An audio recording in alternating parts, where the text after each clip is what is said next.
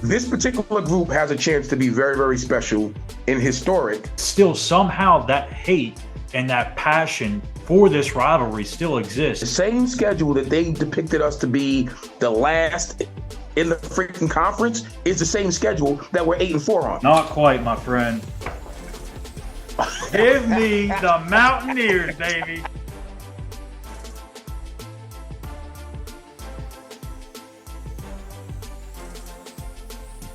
Neal has done exactly what he said he was going to do when the university entrusted him in this position. Trust the climb, give me a few years, let me get my culture in here, let me build the way I'm going to build.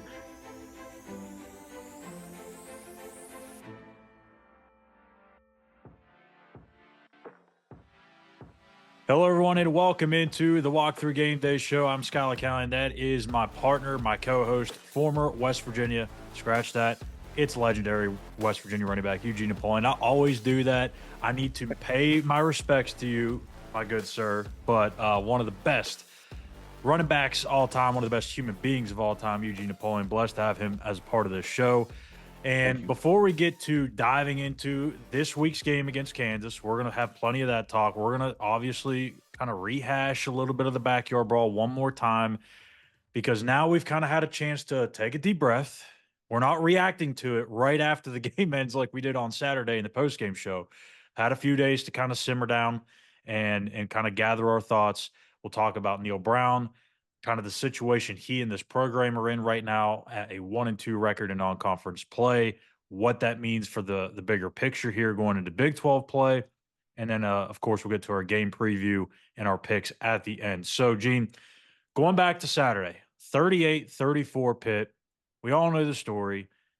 But for those that, for some reason, went into hibernation for a week, West Virginia blew a 10-point lead, 34-24 with a little over 3 minutes to play.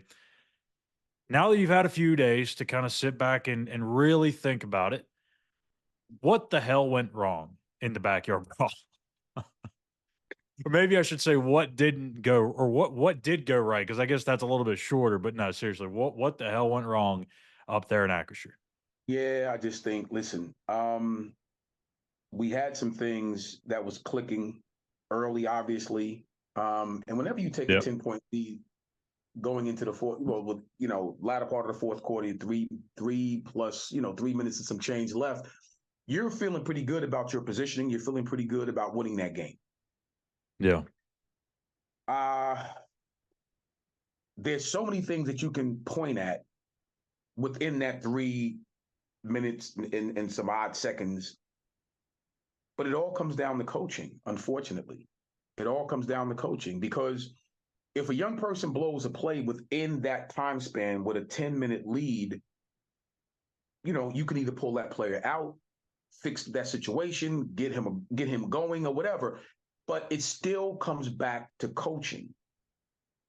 I saw something with the Eagles the other night, and a very similar thing happened. You know what I mean? A very similar thing happened. So it happens on every level. But you know what? Here's the same thing. Even that was coaching. It was coaching mistakes as to why the Eagles lost that game, just like it was coaching mistakes as to why we lost this Pitt game.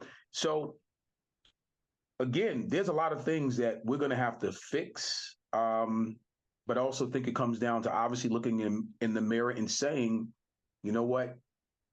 I got a bigger back that's a downhill runner. Why am I tossing the ball to him on the edge? Why am I making it easier for the defense to chop him at, below the knees and cut him down versus him running between the tackles? Yeah. Okay. These are things that you think about. If I know that I'm having trouble in my secondary, then I'm going to put them in a position to where they can possibly win a one-on-one matchup with the opposing receivers. Or I'm not going to put them in a position to where they're going to get beat over the top, and my safeties, which is the last line of defense, is sitting on one hash and can't get over the top to help the corner who just got beat.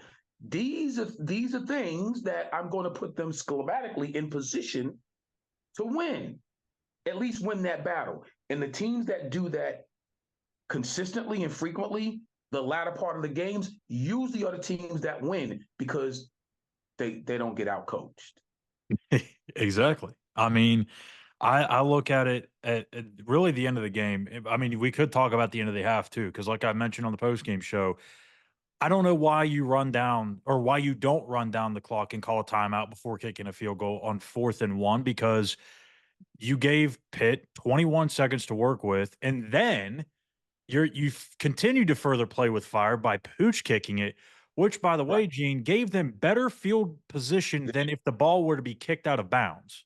Right. Absolutely. And with one timeout against that secondary, if I'm Eli Holstein and I'm Pat Narduzzi and I'm Cade Bell, the OC, I'm like, huh, all right, boys, let's go, because I'm taking my shots here. Yeah. And there's plenty of time to get in field goal range. I don't understand that. I don't understand at the end of the game when you're up 34-31 why you go conservative. And this is a major talking point. There's a portion of the fan base, a very significant portion, that believes and agrees with me, but there's also a small sliver that says, yeah, but if you pass the ball and it doesn't work, then you're just allowing Pitt more time. Oh, yeah, but here's the thing.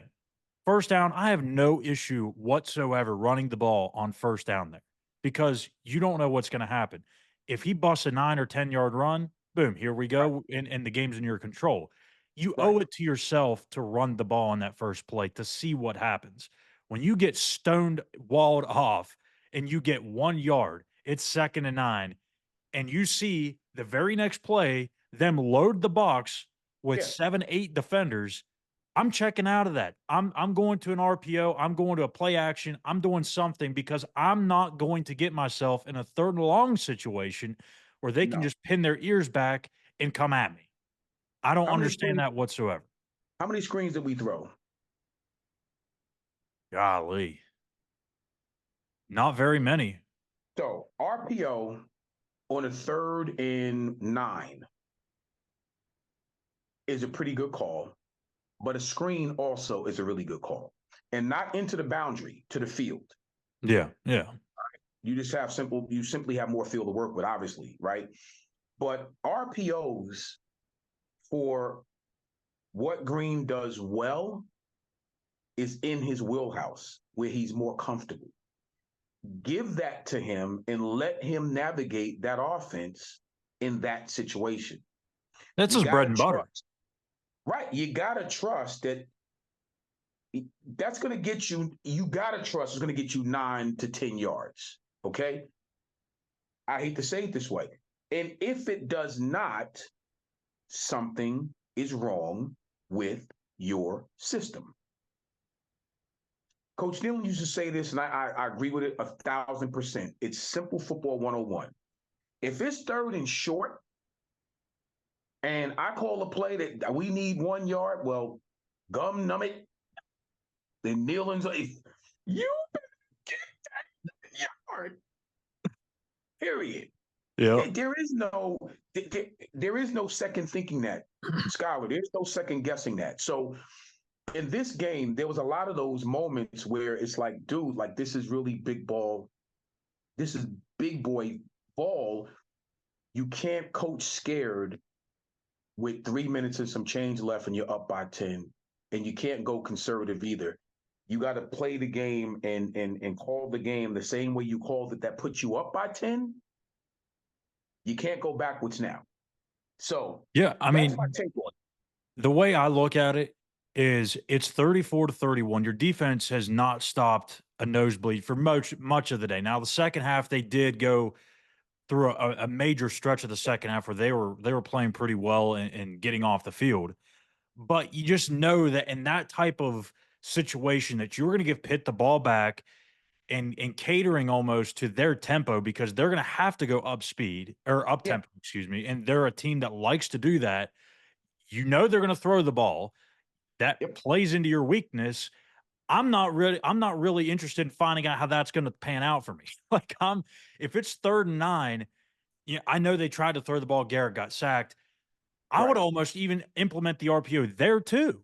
because Absolutely. look, you can't just have it a straight drop back pass after you failed 2 straight runs. There Right. could be a lane there where you have Jaheim in the backfield and you sit back and you're like, yep, nothing there. Boom. Here you go, Jaheim. Go right up the middle for 10 yards. Game's over. It happens. It And happens. It works. yeah, Yes. and I'm not trying to put it all wholeheartedly on the play calling because it does come down to execution. Right. And if it had worked, we wouldn't be sitting here saying this. Or if they called a pass in the situation that we believe they should have called a pass and it didn't work, then we wouldn't be having this conversation either. But it just didn't make sense to me. You had the lead, you had the chance to deliver the knockout punch. You had Pitt on the ropes, man. Like you have a guy that you touted as a preseason top 100 player in the country in Garrett Green, and you took the ball out of his hands. Let Go me say get the something to dang you. first down, end it. No, you're 100%. Everything you said is 100% right. So let me say this to you real quick. So, um, when I coached, I had a script, right? And my script consisted of down and distance, audibles, and check with me's, which are simulated audibles, but the down and distance would depict what I'm calling off my script when it comes to check with me's and audibles, right? Yep. You're gonna laugh at this.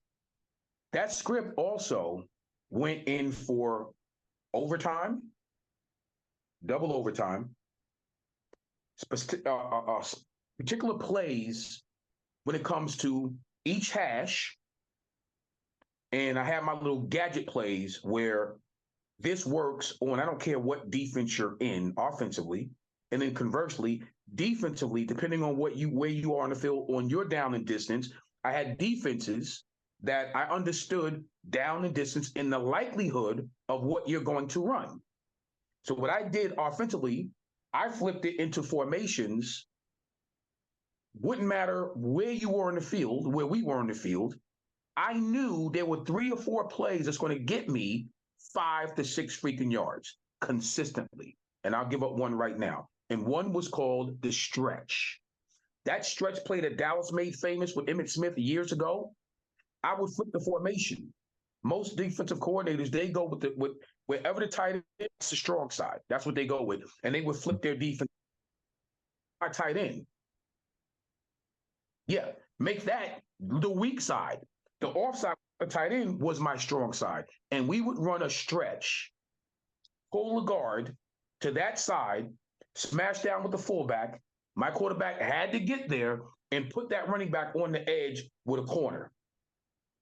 Listen, I'm going to be honest with you. 9 times out of 10, I will tell my runner, I'll meet you in the end zone. Yeah. And I lie to you not. Anybody that played for me, that play worked, I'm going to say about a good 85% of the time, Schuyler, because my backs were good enough where you got to beat one guy. Yeah. You got to beat him to the edge. And once you get to the edge, now you do what you do. You know, here's what I'm saying to you real quick. You can't be afraid to coach in those situations. You cannot. I was down 24 points at halftime with a team that hadn't lost in 7 years. I can feel the pressure. They wasn't from New Jersey. And I told my staff, relax. They shot their load in the first 2 quarters. They made a mistake. We wound up coming back and winning that game. Wow. We won that game, Schuyler. Yeah. So I'm not saying I'm the good. I just know I coached the way I played. Simple. And high IQ guys win football games because we can think under pressure. We can think late in the 4th quarter. We can make plays. We can do the check with me's. I had a great quarterback that can look and read everything. So it wasn't hard. These games are games that you should win. And when you lose games that you should win, now we're having this type of conversation. And again, it's not personal. I like Neal Brown. I do. But there's a lot to be questioned. That's exactly what I'm saying. Like, as a person, he's great. But Yes. as a coach, I mean, I don't even know if it's TBD. I feel like we got a good pulse and good read on what he is at this point, but it's like the results have to be there. And we have talked about this numerous times that if you do not build on the 9-4 Duke's Mayo Bowl season, then it doesn't matter worth a damn. You have to capitalize on it. You take a step back, it story's over with. Moving on to the next. And I hate that to be like that, but that's just the world we live in. You have to produce results. And to go with what you're saying with like the coaching and the running backs and putting them in situations to win, you just mentioned it a few minutes ago there at the opening about CJ bouncing him out wide.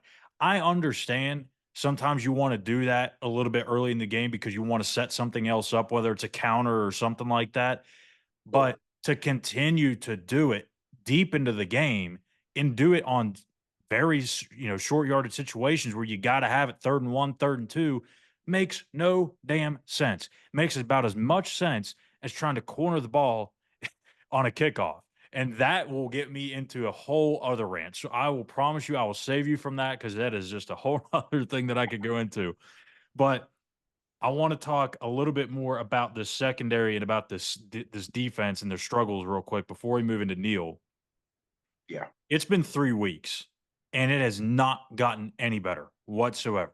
I think we saw flashes of it in week 1 against Penn State.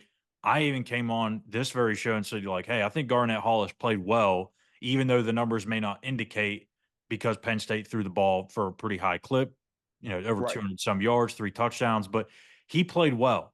Ever since then, not one cornerback has played Big 12 caliber football to this point. I don't know if it's a scheme thing, if it's a Mhm. personnel thing, if it's a coaching thing, or all the above. What have you seen in these first 3 weeks that lean you in a certain direction, or is there one? Or do you feel like it's kind of dipped in all 3? No, I think first off, when you're calling schemes, you already know what your guy can do, what he's You good at. better at least.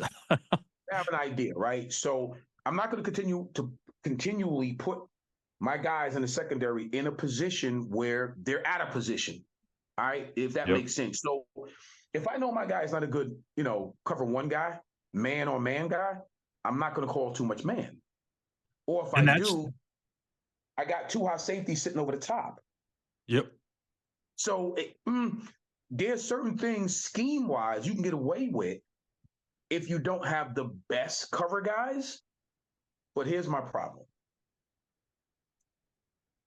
We continually shoot ourselves, or we have over these past 3 weeks, in the foot because when we need to have it, when you need to make a play, we don't seem to come up with that play, right?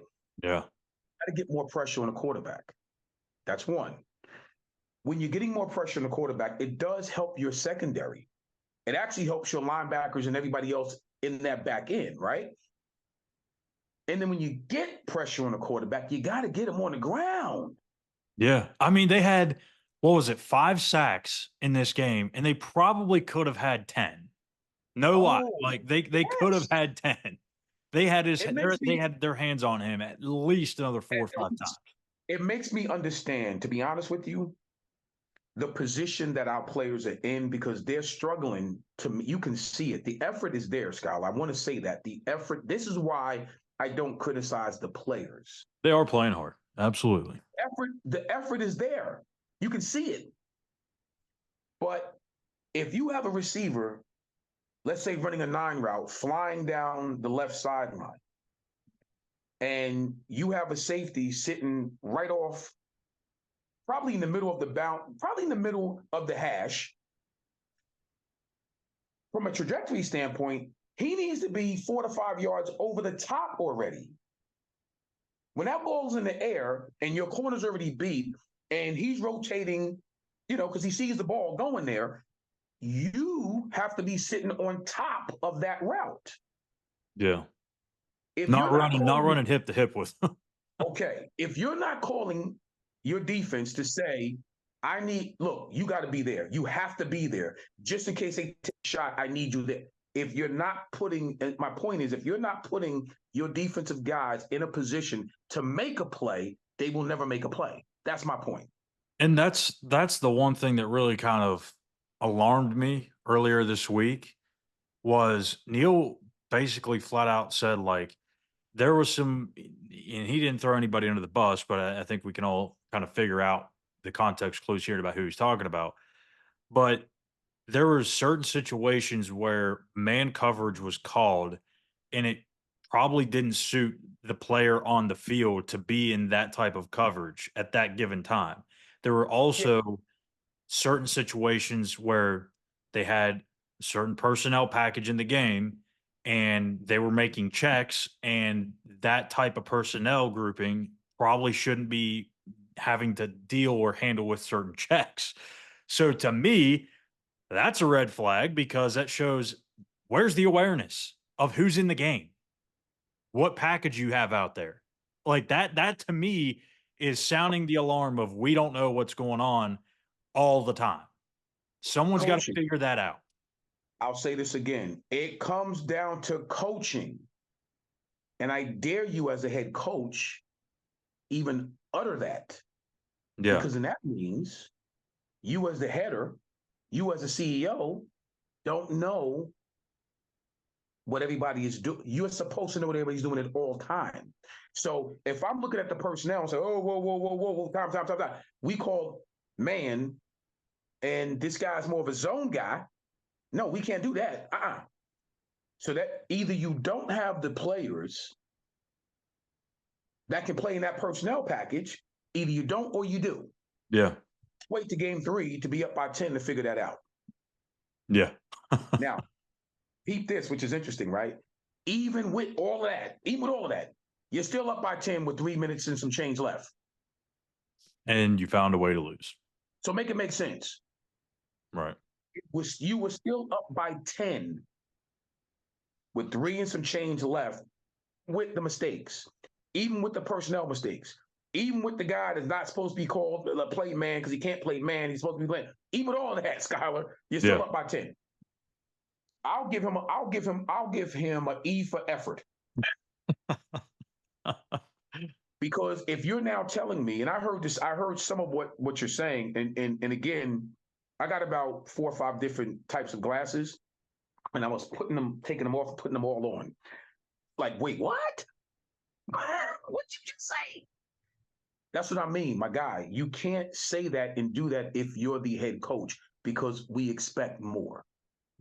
Right.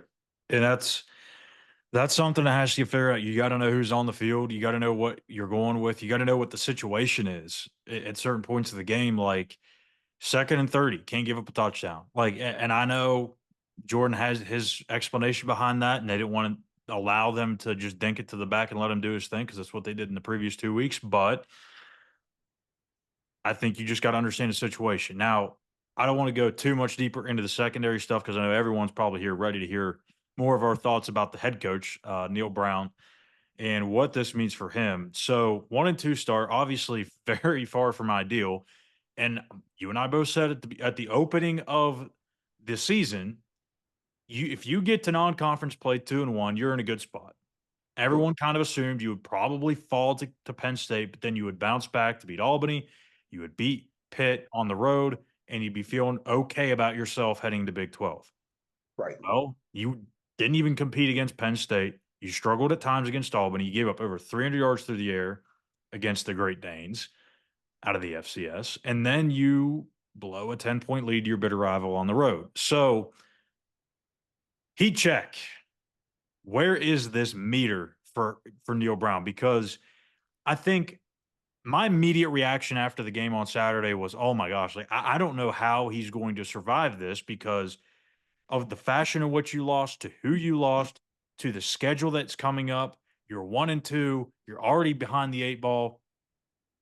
But now I'm starting to think like, and I'm not changing my thoughts on this. I'm just saying, like, you still have everything in front of you until you don't. That's the way I'm thinking about it.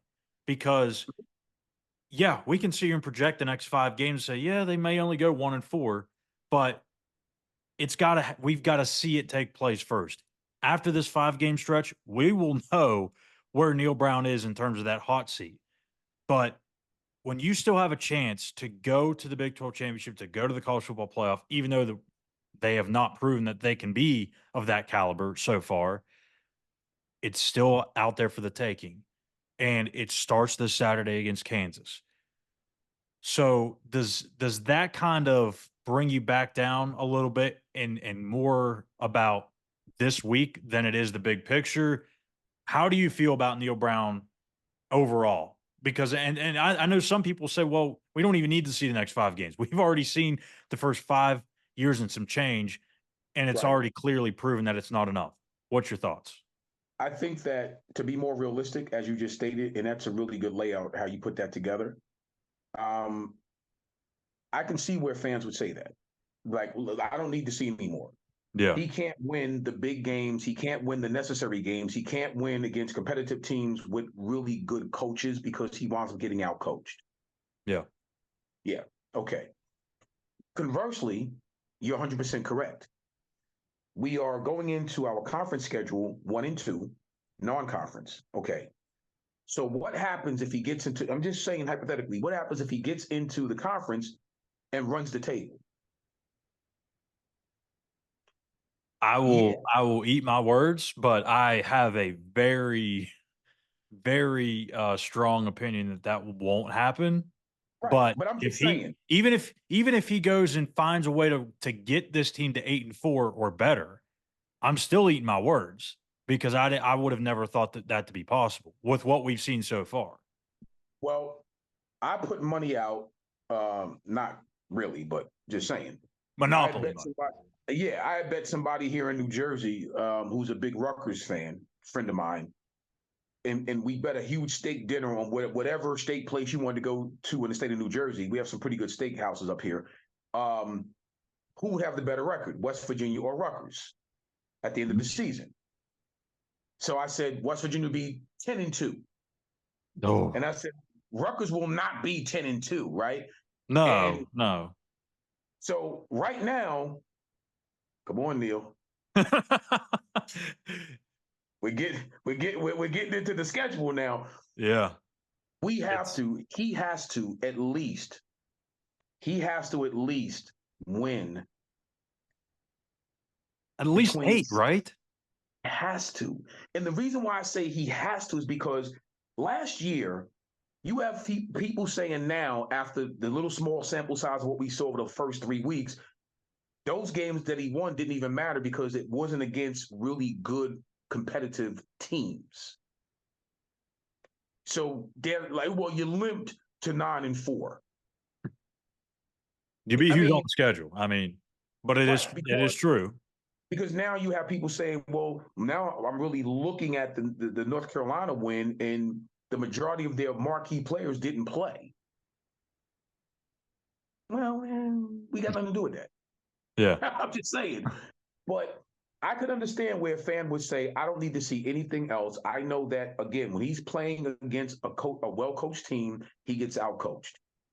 When it's a team that is really competitive, we don't normally compete consistently as well because he gets out-coached, which is a reflection from what you just said, that when you come up with these excuses as your personnel packaging, this guy can't do this well, that guy can't do that well, then let me ask a question.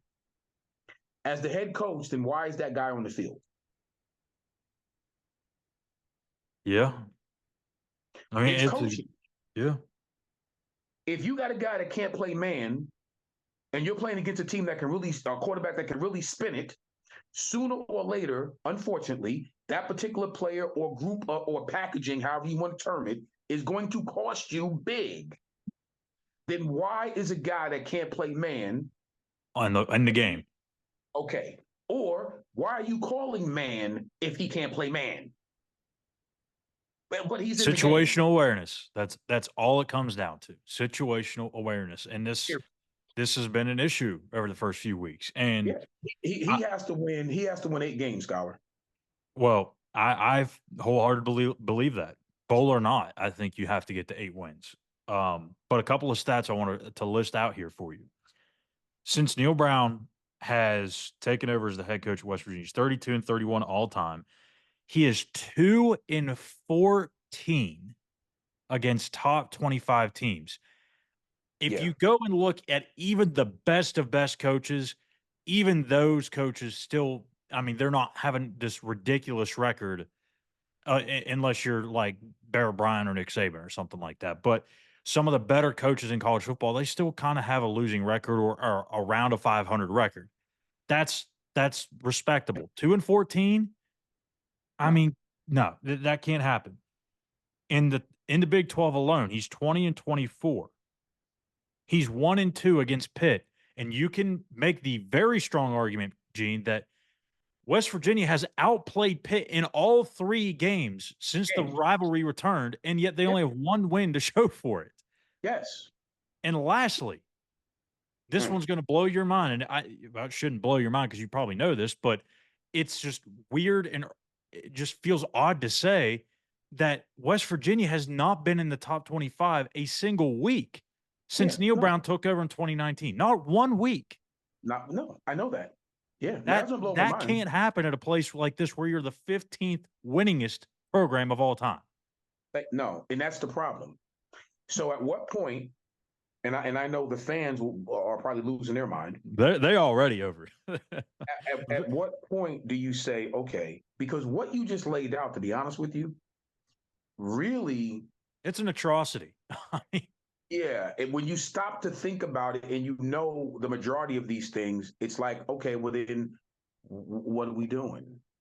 Like, okay, then when do you make the decision to say, okay, we have to turn the page, because over your 5.5 years here, here's what you got. Right. You compare that to any other coach at any other program. They're not sticking around very long. Gone, yeah. That's as simple as that. You're gone. They're not going to give you a chance to go into season 6 and 7, and they know that the first 4 to 5 seasons was kind of, But real quick, here's what I love about WVU, and here's why I respect the character of the upper office, because they don't. I've never seen them fire a coach or get rid of a coach during the season. I've never seen them do that, and honestly, I feel I respect that. I do. I really do. But at the same token, I'm not looking for the program to be torn all the way down to the freaking studs either. Yeah. And in this era, it might happen, like where you may have to kind of move on. If you're going to move on from a guy and now in that, like in today's world, you kind of almost have to fire him in season. I'm not saying this early, but maybe in like the final couple of weeks of the year, because if not, you're going to get behind the 8 ball on some of these other schools that are also looking for coaches. We talked about it before off air. Florida's going to probably more than likely need a new coach. Florida State, if they continue, maybe Mike Norvell gets ousted there. There's going to be some other big time job openings too, and you don't want to get into a situation. I'm not saying that you're going to be competing with those schools necessarily, because you're not going to ever outbid them or maybe even go after the same candidates, but you don't want to get too far down that pecking order. So that's something to think about. But enough of the hot seat talk, enough of the backyard brawl. We're going to move on. We're going to turn the page, Gene, okay? And we're going to move on to Kansas. But before we do that, we're going to do our trivia question and we'll head to our break. So, Gene, this week's trivia question does not feature you. It does not. It does feature Neal Brown in some way. And that is, Neal Brown is 2-3 in Big 12 openers at WVU. His first win came against these very Kansas Jayhawks. Who was the starting quarterback of that game? Was it A, Jarrett Dagey, B, Austin Kendall, or C, Jack Allison? I'll give you a minute to think about it. We'll go ahead and take a break really quick, a couple of minutes here. We're going to have our West Virginia versus Kansas College Football 25 simulation playing here for you, just the highlights of it, 2 to 3 minutes. We'll come back, talk about it, talk about the trivia question, and dive into our West Virginia versus Kansas preview. Time to get this game started. They'll leave it with him. He's run out of bounds, but a big play on that one, and it'll be a first down. After run, now throw. And makes the grab in the end zone. Touchdown, Rock Chalk. Looking to throw. Skips away from pressure. And he's loose, and he'll take it to the house. Touchdown, Jayhawks.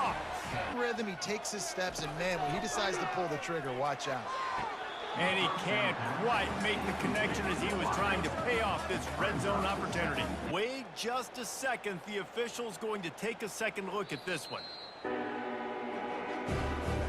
Moving the running back, trying to get the D to tip its hand. And he's going to take it into the end zone. Touchdown, Mountaineers. They're on third down from the 27. Complete downfield. Smashes through. Back to throw. It's Green. Gets rid of it. It's complete. Touchdown, West Virginia. Trying to start the drive with a pass. Still looking. Trying to make magic on the scramble. On the move at the 30. Can anyone catch him? Keeps it himself and gets the first. Touchdown, Rock Chalk Jayhawk. Has it back, ready to dive into that playbook. Got him downfield. Nothing but green ahead. He's at the 10. Touchdown, Mountaineers. And they've moved out front here in the fourth. The aerial assault continues. He's taking a deep shot. Oh, and he gets down. To the air, it's Daniels. A shot toward the end zone. Touchdown, Kansas. And they've got the lead in the final minute. Enough for a field goal here. Going up top on first down. Grabs it at the 25 in stride. Touchdown, Mountaineers. And inside a minute to go, and they've got the lead. Looking to throw, it's Daniels. A deep throw as the clock winds down.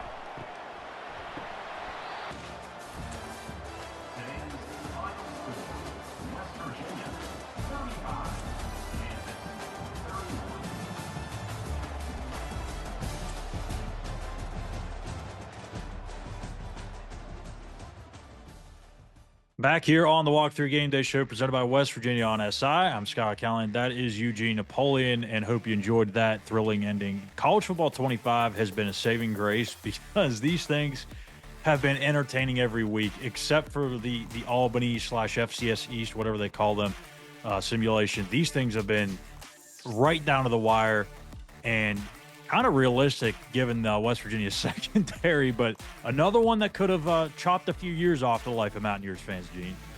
Listen, every time that ball go in the air, I grow hair. Okay? Boy, yeah, I like that simulation though. That's pretty cool, man. That's pretty cool. 35-31 says Yeah. College Football 25. West Virginia comes out on top. Garrett Green with a 300-yard day. That'd be nice to have happen. So, all right, let's get to our trivia question and see if you and Gene know the answer. And that was, again, Neal Brown is 2-3 in Big 12 openers. At WVU, his first win came against these very Kansas Jayhawks. And we ask you, who was the starting quarterback for that game? Was it Jarrett Dagey, Austin Kendall, or Jack Allison? Gene, what say you? I say it was Daggy. Oh, my Yes, friend, sir. you are wrong. You are wrong. No. Yes. Are you kidding me? Yes, it is actually Austin Kendall. So Austin Kendall, if you remember, started the season as the guy. And then towards the end of the year, things started to unravel. They let Jarrett Dagey start the last couple of games. This was obviously the first game of Big 12 play. So, yes, it was Austin Kendall that was the starting quarterback. Yes. Yes. I knew it was going to be Daggy or Kendall was going to be your answer. I threw Jack Allison in there because he was on that team. People forget. Right. And he actually did play in the game against Iowa State. But, yeah, Austin. Get out of Kendall. here. Look, you see I threw it out there. We're all confident. Oh, you're convict. You had some conviction behind that answer. Yes, I did. I tripped you up this Damn week. it. I'll give you another layup next week. I'll give you another Eugene Napoleon question. That way get you back on track. But all right, let's go ahead and get to this game. It is time for our players to watch. And for Kansas, it is a guy that you probably love to death because this dude is electric out of the backfield. That is Devin Neal. 333 yards and 2 touchdowns so far this season. Over the last 2 seasons, So 23 and 22. He's ran for 2370 and 25 touchdowns. That is an insane amount. He is an explosive player, somebody at West Virginia is really going to have to pay attention to all day, even in the passing game as well. Defensively for them, could have gone either way here with Mello Dotson or Kobe Bryant. No, not that Kobe Bryant. This one's spelled a little bit differently, but he's just as big of a baller. Very good tandem back there. I'm going with Mello Dotson. 14 tackles this season, a pick and a pass breakup. He had 4 picks last year, 6 in the last 2. So definitely someone you're going to want to watch for, and maybe for Garrett Green, stay away from. And then conversely, for West Virginia, it is Garrett Green. Hasn't had the greatest of starts. Really, if you take out the Albany game, it's kind of been a modest start to the season for him. I think people expect more, and I think he needs to deliver this upcoming weekend against Kansas. And then on the defensive side, it is cornerback T.J. Crandall, who, if the name's not that familiar, well, it's because he hasn't played a ton yet. He will get a ton of action this week. The Colorado State transfer was really good, actually, as a true freshman last year for the Rams. And Jordan Leslie in that defense, man, they're just trying to find answers. They're searching constantly for somebody in that cornerback room to step up, make some plays. T.J. Crandall, a name to watch for. Thoughts on those guys from Kansas first? Devin Neal, the running back, and Mello Dotson, the cornerback. Neal is a beast. Yeah. He is something to behold. I have to admit, I enjoy watching him play. And problematic. And it's funny because not just in the run game, obviously, but a threat out the backfield. In the passing game, that's a problem. So you get a guy like him in space, you got some problems. Defensively, what strikes me with Kansas? Because Leipold does such a great job, they're so well coached. There's not many times where you see his guys defensively that's out of position to make a play. Yep. That's what's and that's just that's his trait.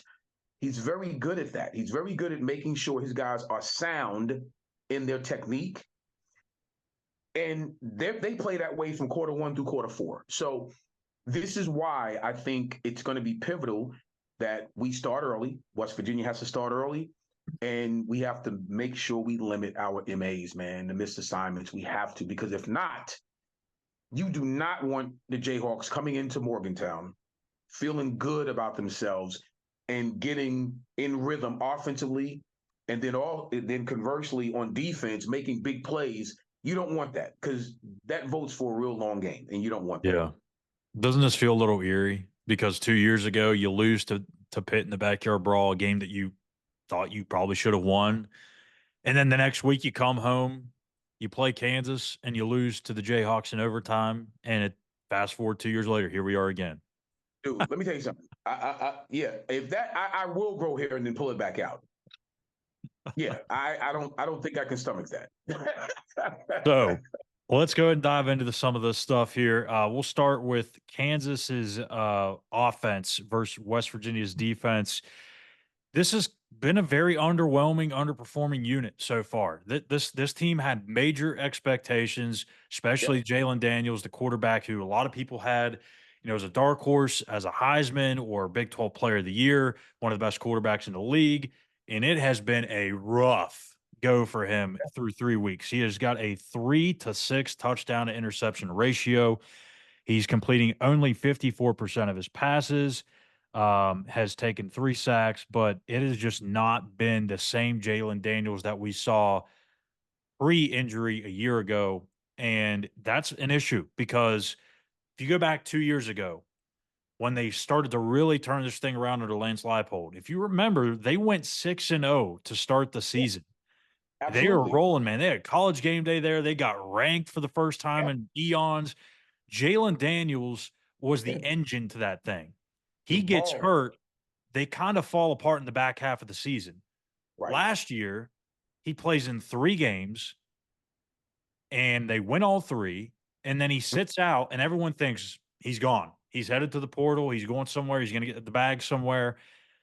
Don't know what happened there, but they were able to be a little bit better with Jason Bean as the backup quarterback. He had been a starter at North Texas before, so they had a little bit more stability last year quarterback, and they were able to kind of handle the rigors of him not being able to go.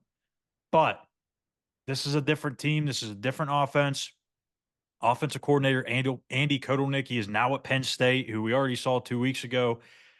A new OC, a new offensive line coach can change completely the dynamic of an offense, and I think we're seeing that so far here with Jalen Daniels. Listen, here's what I don't want. I don't want Mr. Daniels rolling in the Morgantown. Have a coming out party, huh? Yeah, no, I don't want that. And because we know what he can be. We know what he can do. Yep. And we know so far his struggles, as well stated, right? We've seen what's going on over the last few weeks for him. That's my problem with a game like this. It's a sneaky game where you really don't know. If you don't want this guy to get on track and start getting hot early, because again, it could be a long day in Morgantown. We don't need that. So I don't care. I know he's having a rough start to the season, but I don't care what anybody says. He's a baller. Yes. He's going to figure it out at some point. Like, he's not going to play like this all year. And I don't need him to figure it out in Morgantown. Yeah. Yeah. No. Yeah, No. he's dynamic. I mean, he can run the ball. Let me see if I have his numbers here for rushing. So far this season, 21 carries, 100 yards, 2 touchdowns. So it's about on par for what he's done in the running game. It just the receiving hasn't been there. The receivers have struggled to get open. They've struggled to make plays for him. Right. But at some point, it's going to turn. And when that moment happens, this team is going to become dangerous once again. I know you just look at the schedule and you think, oh, they lost to Illinois. They lost to UNLV. Well, just think about it like this. Illinois is now a ranked team. They're better than they are, I guess, nationally perceived. They're a more physical, kind of in the trenches team that's going to give you a lot of troubles. And I think Kansas kind of just struggled with that physicality. UNLV apparently is like the new group of 5 Boise State, because they are playing extremely well. They beat Houston. They're 2-0 in Big 12 play. Heck, after this season, Brett Yormark might go calling them up and see if they want to join the conference. But I mean, this is a sneaky good game, like you said, because you kind of look at it from both angles. Kansas is probably looking at this game and says, man, this is a get right opportunity for our offense with that defense and the way that secondary has played through the first 3 games. West Virginia is probably thinking, man, this is a great opportunity for our defense to get right because they haven't thrown the ball well. Right. And West Virginia has defended the run extremely well. They held Desmond Reed to, I don't even remember how many yards rushing. It wasn't very many. And I think he had 76 or 78 yards all-purpose. That was the nation's leader in all-purpose yardage going into that game. They did a good job of containing him. But that's what Kansas is going to do. They're going to run the ball, and everybody knows it. They average 238 yards a game. And when they get into the red zone, they are perfect. 11 of 11, 8 touchdowns, 3 field goals. This is a team that's going to be very physical in the trenches. They're going to wind down the clock. They're going to play clock control, and they're going to lean on Devin Neal. They're going to lean on Highshaw, who 2 years ago was actually the bigger problem. He ran for 2 touchdowns against West Virginia. And then again, too, Jalen Daniels can do it with his legs. So on this side of the game, what is going to be your number one key for West Virginia in that defense? We have to stop the run. Yeah, pretty simple. Well, it's hard when you're running for 2 and some change per game, and that's your bread and butter as far as Kansas is concerned. But we stop the run and make them throw the ball, which they're not too efficient in right now. Probably not comfortable in right now either. Comfortable in right now, and you play to your strength. So if you make it to where they're doing both well, it's going to be a long day. If they run the ball well and now play action becomes a problem for you because they are running the ball well, we have to take away right now what they do well and make them rely on what they're not efficient in right now. So if we can take away the run or stifle it enough to where they're behind the chains and they got to throw the football, I think I'll take my chances with that situation versus they coming out and they're really humping this thing and they're getting 4, 5, 6 yards to carry. Yeah. Now the whole daggone playbook is open. So that's a situation you want to avoid at all costs. That would be my biggest concern. My biggest concern would be he's not clicking right now, throwing the ball, but they are doing some things running it. I think we got to take away the run and make them throw it. I know that sounds Yeah. crazy, as good as he can be, but I would rather take my chances, with him throwing it versus they gain over 300 yards on the ground. Yeah. And maybe, and who knows? Like Kansas may come into this game and say, hey, we know we've been struggling with the pass, but they are struggling with the pass defense. And maybe they just come out and say, hey, we're going to try and get Jalen in a rhythm early, because if he gets in a rhythm early, I mean, Right. then you've got West Virginia second guessing what the heck are they going to do? Are they actually going to stick to the pass? Or are they going to go to their bread and butter in the run game? And then it just becomes a crapshoot of a guessing game. And that's not where you want to be. But But Leipold being coach of the years, I guarantee you that will be a strong consideration. absolutely. Lance Leipold is one of the best coaches in college football. Absolutely. Hands down. Hands down. Hands down. So for me, it's about getting to Jalen Daniels again. And I should say getting to Jalen Daniels, getting pressure again. The offensive line, if you look from at the left side of their line, they are loaded with experience. Cable Dew, the left tackle, has got 38 starts under his belt. Michael Ford's got 33. Bryce Foster has 31, the center, but he had a knee injury a couple of years ago. He was a Texas A&M guy, so he's transferred over to give them some stability there at center. The right side, very inexperienced in terms of starts, at least. They got Kobe Baines, he's got 6 starts. Logan Brown, the right tackle, has 6 starts as well. He's coming in from Wisconsin. He really didn't play much at Wisconsin either. If I had to guess, I'm assuming they're going to load most of their pressure on the right side. That's where the pressure's got to come from. TJ Jackson is playing lights out for West Virginia's right now. He had his first start last week, had a sack and a half, 6 tackles, I believe, and a few tackles for loss. If you remember, if you watched on the Walkthrough Game Day show last week, TJ Jackson was our player to watch for the Mountaineers defense. So just saying, we know what we're talking about here every now and then. But yeah, I think that's going to be the key in this one, because you can't afford Jalen Daniels to sit back there for 5 or 6 seconds and pick apart your defense. You got to force him to get the ball out quick. And you could say that for every quarterback, but especially for a guy that is really struggling to see the field right now. If you accelerate his internal clock, he's going to make some bad throws. He's going to put the ball in bad windows. That's what has to happen. You have to generate pressure. Flipping over to West Virginia's offense, Kansas defense. Mountaineers did pretty much what they wanted to do, I think, last week against Pitt. There were some areas in the game where things kind of got a little dry. Obviously, we already talked about the end of the game and how we didn't really care for that, but I thought they did fine. It was a nice balance of pass and run. I think there could have been more opportunities in the pass game that could have been converted. Right. But this has got to be a coming out game for Garrett Green. As I said, he's my player to watch offensively.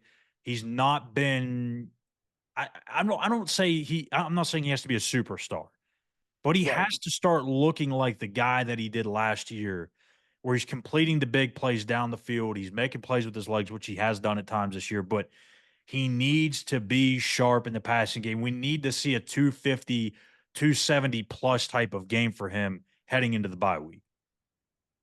I agree with you. Again, I'm just hoping they put him in a position to get in rhythm early. Yeah. And don't make it so obvious where we're throwing, come into this game and keep Kansas off schedule defensively. So in other words, have him come and take some shots where they're not expecting him to take shots, and just try to get him in rhythm early. And I think we'll be okay with that. But I agree with you. He has to have, this should be his coming out party, because it's your first conference game against a foe that, let's be honest, is struggling right now. Mm-hmm.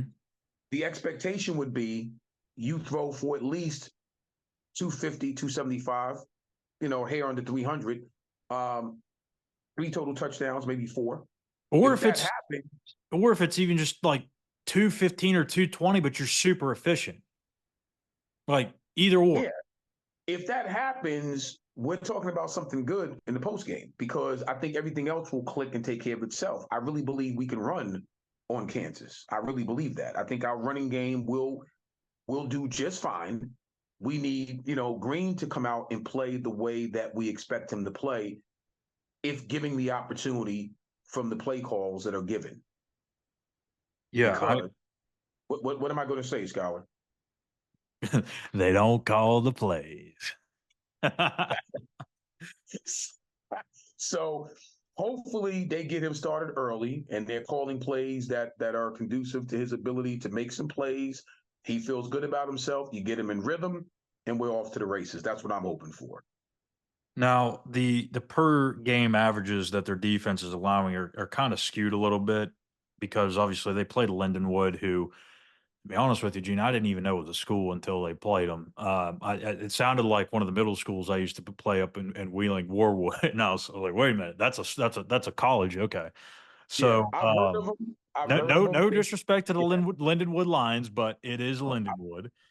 Yeah. And the UNLV and Illinois games, they were okay against the run against Illinois, not so much against UNLV. UNLV, their starting running back, he went for 124 yards, averaging 6.5 yards a carry.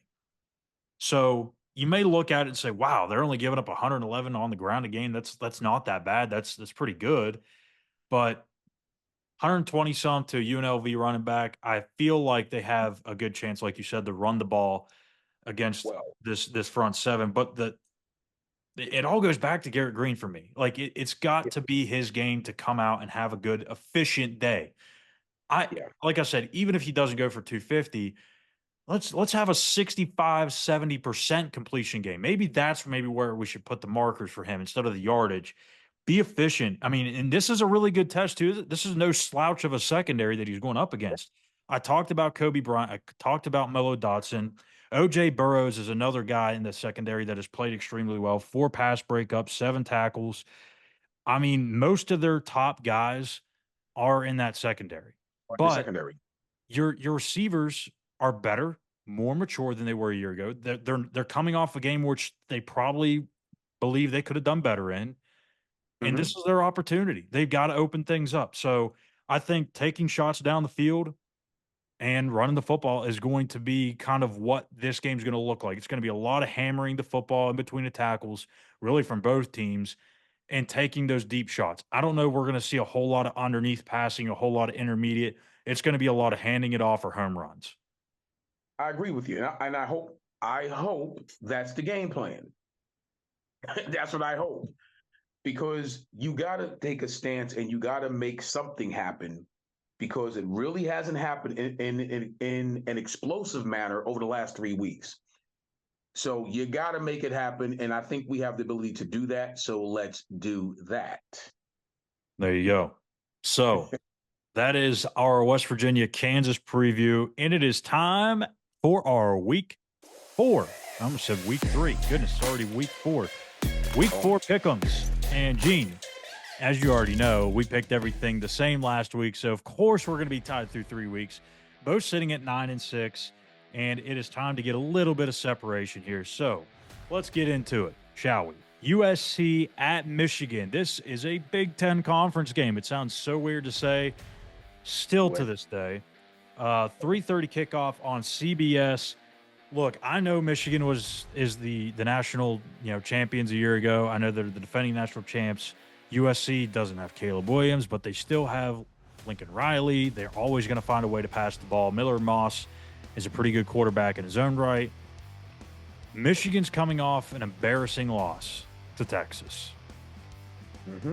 I don't know about that being a bounce back game for them here against USC. They're going to have 2 losses this early in the season in the big house. I'm going with the Trojans. I'm going with the Trojans as well for the same reasons. I don't think that Michigan is the big bad wolf that they was last year. Yeah. So I don't think they're going to have any matchup. They can't. USC won't have any matchup problems with them defensively. So I really believe USC will come out on top. And I actually think it won't even be close, in my opinion. I'm going with USC. And I should say that Texas loss was 2 weeks ago, but still, you get the point. Utah at Oklahoma State, a big Big 12 matchup here, 4 o'clock on Fox. this is really kind of the test here to figure out who's the top dog in the Big 12. I think pretty much everybody nationally had these two 1-2 as a consensus, depending on who you are or what you think. You may have one above over the other, but pretty much this was the top two heading into the season. I'm going to Oklahoma State. I think this is a little bit of a welcome to the Big 12, Utah. And it's not that I disbelieve or I have some sort of disbelief in Utah. I think they're a really good team, really well coached. They're almost a carbon copy of Oklahoma State. And you could say the same thing about the head coach, Kyle Whittingham and Mike Gundy, just two rock solid, long tenured, consistent coaches. It's going to be a really good game. But I'm going to side with the Pokes here, get the home field advantage. Ollie Gordon having himself a big game. Go Pokes. That's pretty good. Well, here's where we differ. Oh, okay. So we got to do a little bit interesting this week. All right. I'm going with Utah. I think Utah will travel quite well. I think that defense will travel. I think they'll put up some points, and I think they'll give Oklahoma State a loss in Stillwater. Hey, I'll be looking for that one. I'll mark that one on my sheet here when we're done so I can keep track. TCU at SMU, 5 o'clock on the CW network. This is the Battle of the Iron Skillet. Gee, we pick this game every year because I love the rivalry. I love the name of the rivalry. Yeah. It's just an old-fashioned game that's going to be fun to watch. SMU, obviously, now in the ACC, but I'm going to go with TCU again. I went with them week 1 against Stanford. They impressed me. They took a little while to gain some separation, but they found a way. They won, and I think they're. I went with them last week too against UCF. That backfired on me. I'm going with them again here, thinking that they're going to bounce back from that 35-34 loss to UCF. They get this one on the road over SMU, who I think has got a lot of work to go in terms of being a Power 5 quality team. Yeah, they're a little bit inconsistent for me. So I will agree. At first, I was edging a little bit with SMU, the Pony Express, the old Pony Express, right? Now, the Horned Frogs, I'll go with TCU. I agree with you. We'll see what SMU is not there yet. They're about 1 or 2 recruiting classes away. So TCU. This week's pick'ems are full of just teams moving conferences. Big time matchup in the SEC. Tennessee at Oklahoma, 7 o'clock on ABC. Most years I'd probably lean to Oklahoma. Norman is a tough place to play. They always have an offense humming, but it hasn't been quite the same under Brent Venables offensively. Jackson Arnold's a really good quarterback, but I think he's not quite there just yet. I think he's going to be a guy that really flourishes as he continues to develop. This is a tough road game, but I'm going to go with Josh Heupel, former Oklahoma guy. I'm going to go with Nico, and let me get this right, Iamaleava. Nico Iamaleava with another big game. I went against him earlier in the year with NC State. I'm not making that mistake again after they trounced the Wolfpack. Nico Iamaleava in the Vols. Get the road win. Listen, Eco is the truth. Yeah. He can do some things with that football. So no, I picked Tennessee with this all the way. They just have too much firepower, and it's kind of crazy for saying that, right? Because that hasn't been an issue. That's been an issue with them for the last few years. For some reason, they haven't been clicking offensively like you're used to seeing a Tennessee team click. So no, I think they're gonna give Oklahoma all Oklahoma can handle. So I'm going with Tennessee. And, of course, the game we're all here for, Kansas at West Virginia. It's a battle of 1 and 2 teams, and dare I say desperate teams, as Big 12 play opens.